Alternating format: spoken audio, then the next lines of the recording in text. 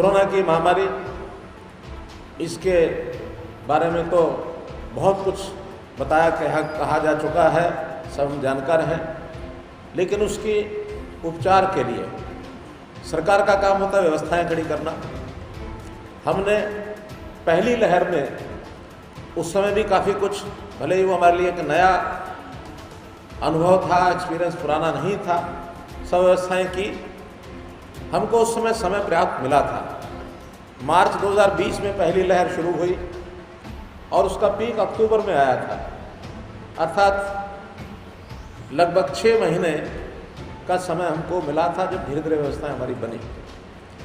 लेकिन अगर दूसरी लहर का विचार करते हैं तो बहुत एक कठिनाई का एक काल ये निकला हमारे लिए कि मार्च 2021 में ये लहर शुरू हुई और मई आते आते मात्र 2 महीने में, और इसका जो पीक आया वो पीक पहले से कई गुना ज़्यादा था, 4 गुना 5 गुना। अगर हम देखें तो उस समय अधिकतम केस किसी एक दिन में जो पीक पर था तो 3100 केस थे, और अब अगर देखते हैं तो पीक ये 16,000 केस तक भी पहुंचा, 5 गुना से भी ज़्यादा। हमारे उस समय मैक्सिमम जो कोविड के एक्टिव पेशेंट थे वो भी 10,000 के आसपास, अब ये 1,16,000 पहुँचे। तो बड़ी मात्रा में इसका जो व्याप था, इसी के हिसाब से हमको व्यवस्थाएं खड़ी करनी थी। व्यवस्थाएं खड़ी करने में बाकी व्यवस्थाएं तो सामान्यतया खड़ी होती चली गई। अस्पताल थे, बेड्स थे, डॉक्टर, दवाइयाँ, या विधि निषेध के जो हमने कार्यक्रम बनाए, जनता ने उसको स्वीकार किया। शुरू में हमने कर्फ्यू लगाया और लोगों को अपील की, बाद में लॉकडाउन भी किया, और अभी महामारी अलर्ट सुरक्षित हरियाणा इस नाम से कार्यक्रम ये चल रहा है, जिसकी अवधि कल तक है। कल के बाद भी इसको आगे बढ़ाने पर विचार किया जा सकता है। लेकिन आखिर तो ये सारी चीज़ें कोरोना महामारी से छुटकारा पाने के लिए थी, और इसमें सबसे बड़ी कठिनाई हमें आई, वो आई ऑक्सीजन सप्लाई की। ऑक्सीजन का हमको 152 मीट्रिक टन कोटा पहले अलॉट हुआ था, आज बढ़कर के वो 282 मीट्रिक टन हो गया है। लेकिन विषय ये ध्यान में भी आया कि ये जो कोटा है ये लिक्विड ऑक्सीजन को एक जगह से दूसरी जगह ले जा करके अस्पतालों में पहुंचाते हैं। हमारे 2 स्थान ऐसे हैं हरियाणा में जहां गैस रूप में ऑक्सीजन हमारे पास पर्याप्त है। लिक्विड बनाने में तो समय भी लगता है, मशीनरी भी लगती है, पैसा भी लगता है, बहुत कठिन काम है, बड़ा लंबा प्रोजेक्ट है। क्यों नहीं हम गैस के फॉर्म में ही ऑक्सीजन का उपयोग करें, और जहाँ गैस की हमारे पास उपलब्धि है ऑक्सीजन की, वहीं क्यों ना हम अस्पताल बनाएं। जैसा कहते हैं ना कि प्यासे को कुएं पर, ये तो जाते हुए मैंने देखा है, कुआं प्यासे के पास चला गया। अर्थात हमने दोनों स्थान छाटे, ये विचार शुरू हुआ। हरियाणा में देश का पहला ये अस्पताल है जहां गैस, जहां प्रोडक्ट बन रही है, वहीं पर हमने अस्पताल बना दिया।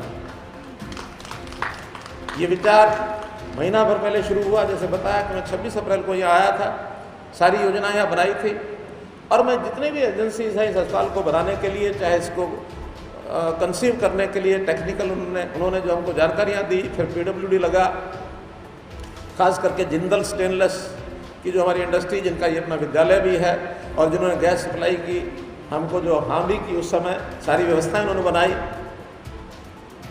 फिर हमारे ग्रामीण विकास का जो डिपार्टमेंट है, या अन्य विभाग PWD, जिन्होंने भी इसमें काम किया है।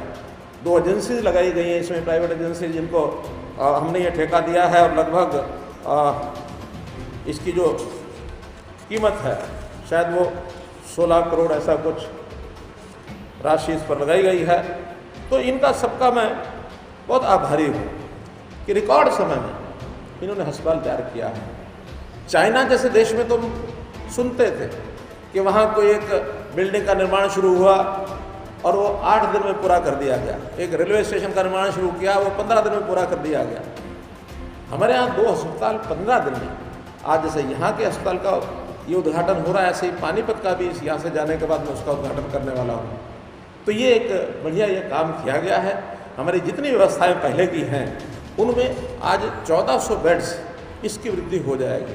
अभी तक हमारे ऑक्सीजन के या वेंटिलेटर के या हमारे जो आईसीयू के ये जो सब बेड्स हैं, अब ये 17,500 थे, आज बढ़ करके ये 19,000 हो जाएंगे। अभी तक पेशेंट्स 13,500 पेशेंट्स रेगुलर, कभी 100 ऊपर 200 नीचे, 200 ऊपर 100 नीचे, ये लगभग 13,000 और 14,000 के बीच में पेशेंट रोज़ाना ये इनका एडमिशन रहता है।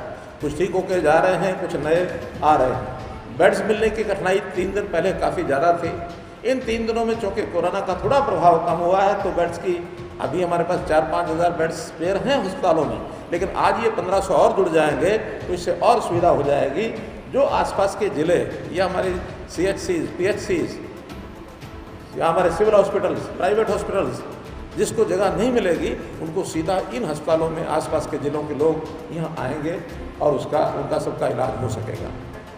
इस अस्पताल में मुझे ये बताते हुए खुशी हो रही है कि पहले चिंता थी कि डॉक्टर्स कहाँ से आएंगे, पैरामेडिक स्टाफ कहाँ से आएगा, नर्सेज कहाँ से आएंगी, तो सब मिला करके 225 लोगों ने यहाँ आने के लिए अपनी सहमति जताई है। बहुत से लोगों ने ज्वाइन कर लिया है, बाकी आज ज्वाइन कर लेंगे और दिन रात करके यहाँ के जो पेशेंट्स हैं उनकी सहायता करेंगे।